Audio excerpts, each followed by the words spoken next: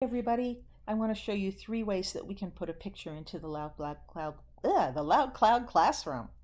The way that we do this is going to depend on the kind of picture and the source that we have. So let's just jump in and I'll show you these 3 ways. The first way is if you have an image that you picked up from the internet.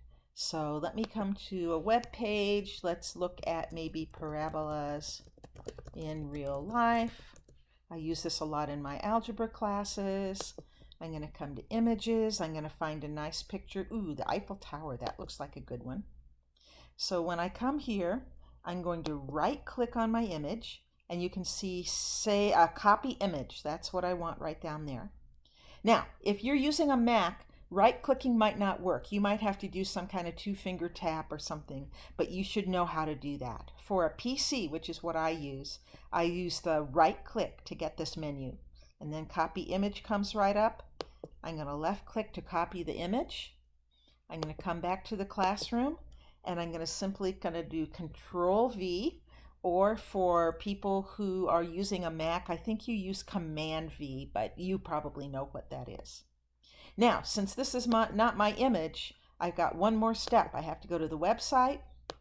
I'm going to copy the page, the URL for the page, and I'm going to come back here and I'm just going to add that URL as a citation so that we know that I did not take that picture, that somebody else took it. It is not my own personal property.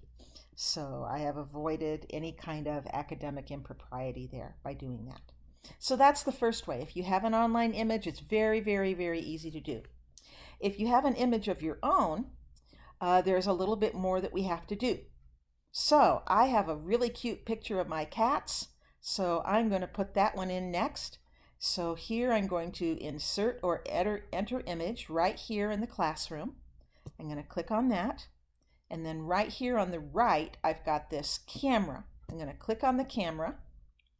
And then I'm going to go to where I have this, which I think is in my pictures file. So let me find it. It should be up here. Pictures, kitties. There we go. Now this is a big picture. You could, whoops, that's not what I want. Let's try this again. Kitties. There we go. I'm going to open it. Good. It says kitties right there. Okay. This is a big picture and it's going to take up a lot of space. So I'm going to make this a lot smaller. I'm going to make it 400 pixels wide. I'm not going to put anything for the height, but I'm going to make sure that this checkbox is checked. That will keep the dimensions the same, so it won't make a big skinny picture or a tall thin picture or anything like that. So it's going to be 400 pixels wide. And then I'm going to click on OK. And in a minute, here it shows up. And there are my adorable cats just saying hello to you. That one's Loki, and the one in the background is Molly. That's my own picture. The third way is if we are creating something. And on my computer, I have a Microsoft Surface, and I'm very lucky about that. So I'm going to open up Paint. Okay, you don't need a Microsoft Surface to do this. This is something that's included in all of the Microsoft computers, and I'm sure on Macs you have something very similar. What I'm lucky to do, though, is that I have a pen. So a lot of times if I have an image, whoops, another cat, I will open up that image. I will open up Paint, and I will use my pen, and I will just create an equation. Let's make that a little thicker.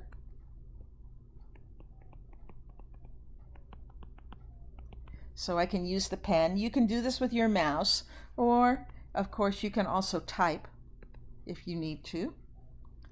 Okay, I'm going to go back to writing. It's also very nice for making pictures.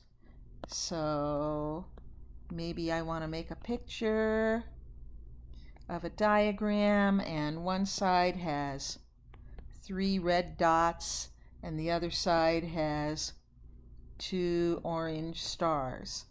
Okay, so I've made my picture that describes my situation. Oops, sorry about that. I'm putting the keyboard back on my computer, but I'm going to come back into Paint.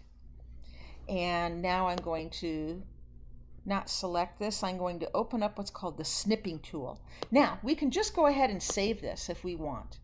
Okay, if you have a Mac and you don't have a snipping tool, you can just save this picture.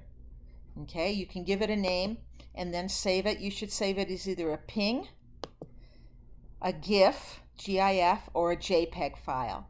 The PNG and the GIF work better for pictures that we draw. And then you can insert it the way you did before. But suppose I don't want to have that equation, I just want to have the image. I'm going to come to what's the snipping tool. I have it on my toolbar because I use it a lot, but you can just search for snipping tool if you're using a Windows machine.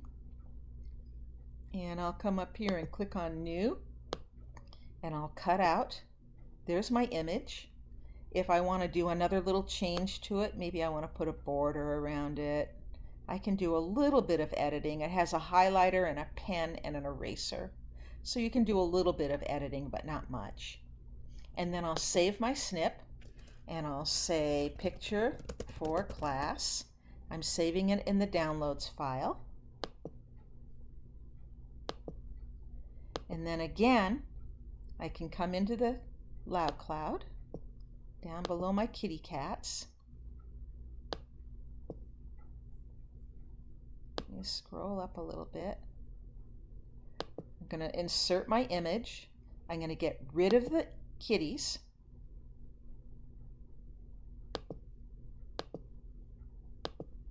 Okay, I'm not going to get rid of the kitties.